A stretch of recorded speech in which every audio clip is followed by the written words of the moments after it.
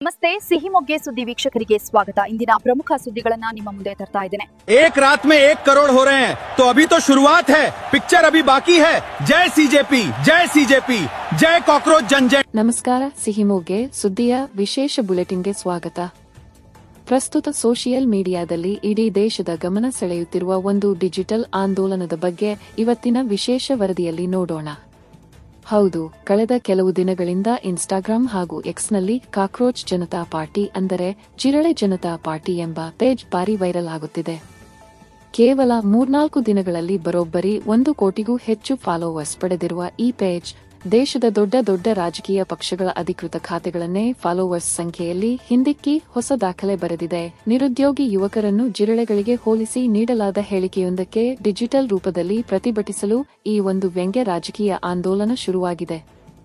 ಇದು ಯಾವುದೇ ನಿಜವಾದ ರಾಜಕೀಯ ಪಕ್ಷವಲ್ಲದಿದ್ದರೂ ದೇಶದ ನಿರುದ್ಯೋಗ ವ್ಯವಸ್ಥೆ, ಪರೀಕ್ಷಾ ಅಕ್ರಮಗಳು ಹಾಗೂ ಸಿಸ್ಟಮ್ ವಿರುದ್ಧ ಯುವಕರು ತಮ್ಮ ಆಕ್ರೋಶವನ್ನು ವ್ಯಂಗ್ಯ ಹಾಗೂ ಮೀಮ್ಸ್ ಮೂಲಕ ಹೊರಹಾಕಲು ಈ ವೇದಿಕೆಯನ್ನು ಬಳಸಿಕೊಳ್ಳುತ್ತಿದ್ದಾರೆ।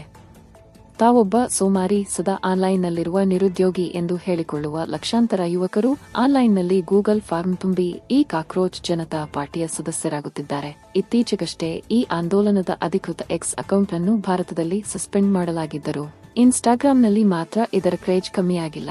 ದೇಶದ ನಿರುದ್ಯೋಗ ಸಮಸ್ಯೆ ಮತ್ತು ವ್ಯವಸ್ಥೆಯ ಮೇಲಿರುವ ಯುವಕರ ಕೋಪವು ಈಗ ಈ ರೀತಿ ಮೀಮ್ ಪಾಲಿಟಿಕ್ಸ್ ರೂಪದಲ್ಲಿ ಹೊರಬರುತ್ತಿದೆ ಎಂದು ರಾಜಕೀಯ ವಿಶ್ಲೇಷಕರು ಅಭಿಪ್ರಾಯಪಟ್ಟಿದ್ದಾರೆ।